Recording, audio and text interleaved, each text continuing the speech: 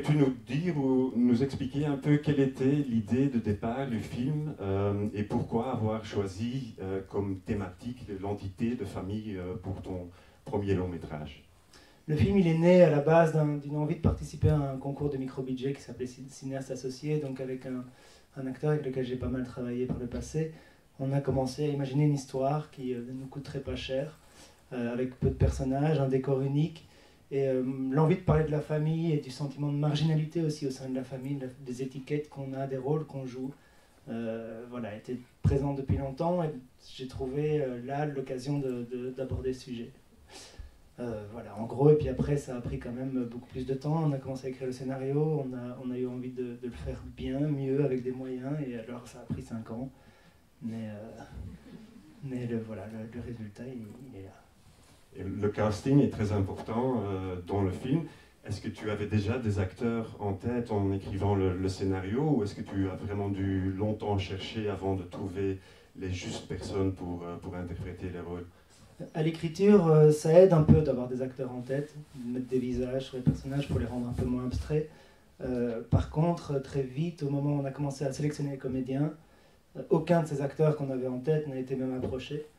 Et on a commencé vraiment à réfléchir autrement, à une dynamique familiale. Il fallait que les acteurs soient crédibles en termes de famille, de groupe, mais aussi qu'ils fonctionnent ensemble, dans la manière de travailler, dans le jeu, dans leur façon d'exercer leur métier de comédien. Ça, c'est quelque chose qui était très présent à l'esprit de notre directrice de casting.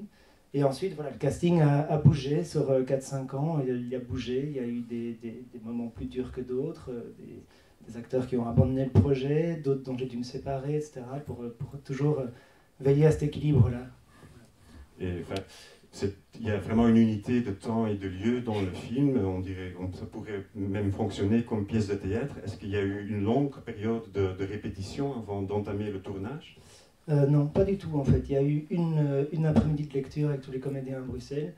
Et puis ça, c'est l'avantage d'avoir un décor unique, c'est que 3 jours avant le tournage, on a pu faire venir tous les comédiens sur le plateau et traverser tout le scénario de pièce en pièce et pouvoir vraiment avoir une idée de jusqu'où on allait et avoir un peu une sorte de petit film en tête, quoi. Mais sinon, non, il n'y a pas eu beaucoup de répétitions.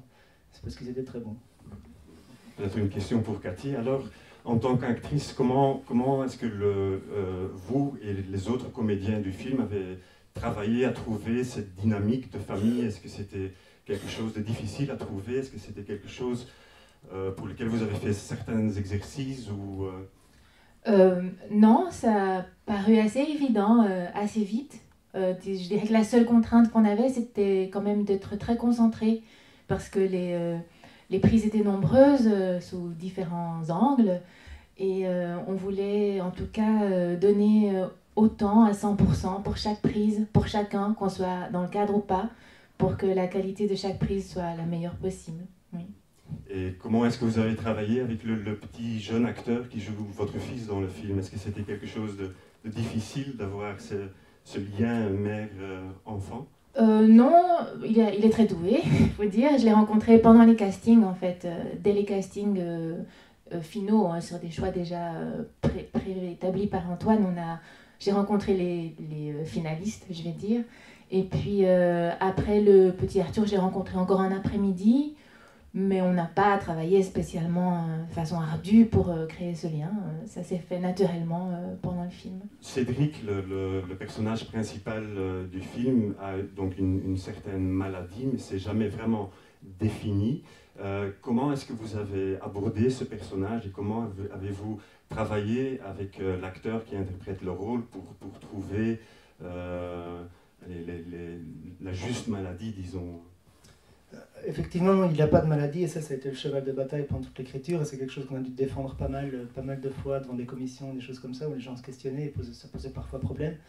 Parce qu'on ne voulait pas que ce soit un film sur une maladie nommée, parce que sinon ça devenait un film sur cette maladie. Ici, la question, c'était de faire un film sur la différence, qui représente toutes les différences, aussi qu'il soit quelqu'un qui n'est pas spécialement une étiquette, ce qui crée le malaise, ce qui crée sa dangerosité, ce qui fait aussi que tout le monde est tout le temps sur la défensive dans sa famille, à son égard. Voilà, c'était l'envie d'en faire un personnage plus symbolique, en fait. Et avec Thomas, on a assez peu travaillé. Je l'ai vu 2-3 fois seul à seul, où on parcourait le scénario. Et mon indication principale, c'était de lui dire de ne jamais jouer cette anormalité-là, de toujours être dans la plus grande sincérité. Et je pense qu'il a complètement intégré le truc, il était sur la même longueur d'onde. Et puis voilà, c'est un acteur très intelligent aussi, et il avait bien pigé le projet, je crois déjà, à la lecture, à sa première lecture du projet. Alors, on vous souhaite une bonne séance, et pour les gens qui auraient des questions après le film, il y aura un Q&A avec Antoine après la séance.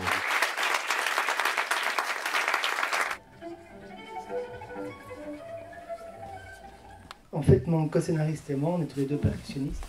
On a trouvé de la batterie, et au moment où il était question de s'interroger sur les questions de musique, etc., on a naturellement pensé à la batterie assez vite. Et j'ai contacté un jazzman, Francesco, qui a, sur base du scénario, composé des maquettes.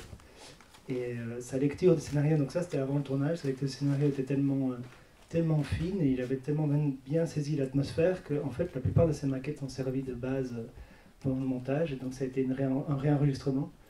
Et ensuite c'était un peu trop dur, trop conceptuel la batterie, donc on a rajouté le violon, Cel, avec un autre musicien hollandais, et qui lui a apporté cette touche beaucoup plus humaine, beaucoup plus mélancolique aussi, et c'était une bonne association pour eux deux. Enfin, pour moi. Du début à la fin, au tournage, il y avait une période de 5 ans. Est-ce que l'histoire, les personnages ont beaucoup muté, changé durant ces 5 années? Oui, c'est-à-dire que les premières versions étaient beaucoup plus dures, avec un personnage qui était vraiment dans la vengeance, dans la revanche, etc. Et puis petit à petit, on s'est interrogé sur les autres personnages, on leur a donné un peu plus d'épaisseur, on a voulu raconter aussi leur histoire à eux, et c'est vraiment devenu alors à ce moment-là un film plutôt choral. Oui, ça prend du temps parce que j'ai commencé à l'écrire quand j'avais 25 ans.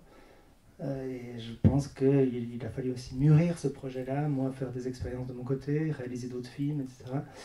Donc voilà, oui, c'était un projet très complexe, assez vertigineux dans l'écriture, dans la gestion des personnages. Et donc je ne pouvais pas, pour un premier long, faire ça dans l'urgence, non, il a fallu le temps. Et au niveau des acteurs, est-ce qu'il y a eu encore des changements de personnages une fois que les rôles ont été castés?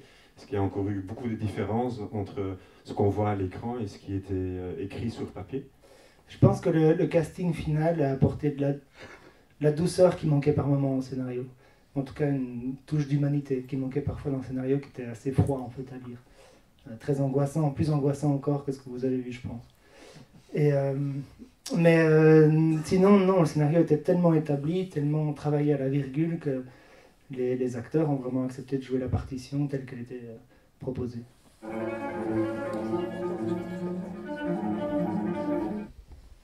Non, heureusement non. Non, je me suis... S'il y a du vécu dans le rapport mère-fils. Non, je ne me suis pas défait de mes liens pour venir vous voir aujourd'hui.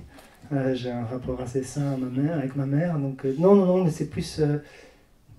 Par contre, je viens d'une famille nombreuse et je pense que les connexions, les liens qui existent dans une famille et les rôles qu'on se retrouve à jouer, parce que j'ai l'impression qu'on n'est jamais pareil dans sa famille qu'à l'extérieur. On se retrouve à devoir adopter quelque chose, un comportement, etc. Et le pouvoir des parents sur les enfants m'intéresse.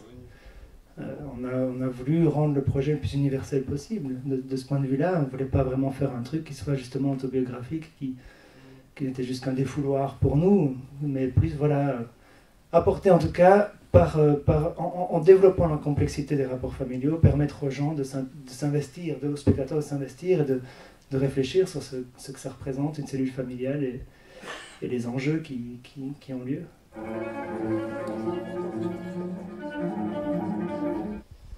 C'est quelque chose qui est venu assez naturellement dans l'écriture en fait. Le père, on l'a très vite imaginé dépassé par les événements, comme s'il avait attrapé le train en marche, quoi. Donc on l'a imaginé travailler dur et longtemps, et puis au moment de la retraite, se retrouver devant une configuration familiale qu'il avait en fait sous-estimée. Et vu qu'il a cette tendresse vis-à-vis de son fils, on ne l'imagine pas avoir un geste dur ou violent. Il nous a semblé naturel qu'en fait ce rôle-là revienne au frère aîné, qui se retrouve alors lui à jouer un peu ce rôle de CRS familial, comme ça, où il doit rétablir l'ordre quand l'action physique est nécessaire. Je suis content que vous puissiez penser ça, parce que c'est vrai qu'à l'écriture, on l'a imaginé comme la version socialement aboutie de Cédric, quoi. Un truc réussi, alors qu'il y a Cédric à côté qui pose problème, quoi. Qu'est-ce qui sont vraiment les différences au niveau production, niveau écriture, entre un court-métrage, un long-métrage? Quels étaient les problèmes que tu as rencontrés en faisant ce premier long-métrage, problèmes qu'on n'a pas nécessairement en faisant un court-métrage? Le premier problème, c'est le temps.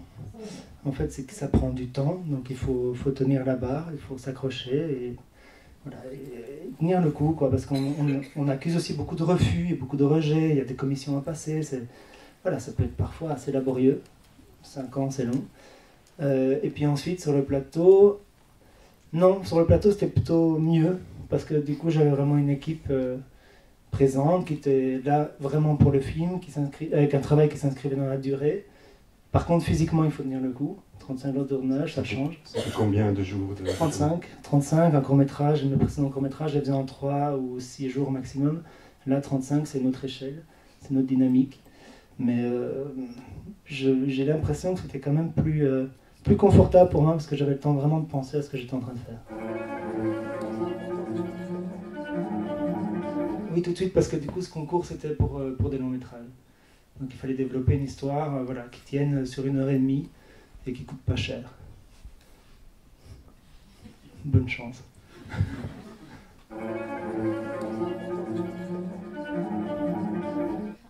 Je vous cache pas que j'ai imaginé la suite. Hein. Maintenant, elle ne vaut pas forcément la peine d'être réalisée, mais je lui souhaite. Parce qu'il y a le guide avec le jus d'orange que sa mère lui apporte. Oui, est-ce que c'est un signe positif?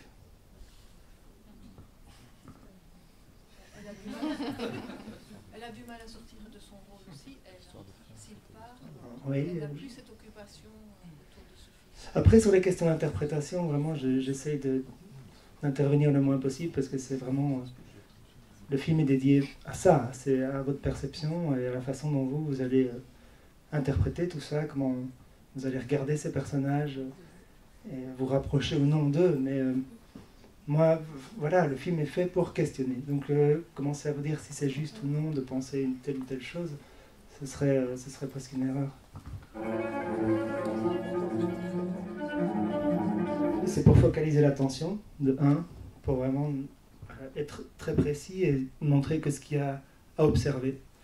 Et puis l'autre chose, c'est effectivement de créer un espace inconnu autour, alors que cette maison, on la connaît, etc. Elle est bien, enfin, je veux dire, les personnages, ils la maîtrisent.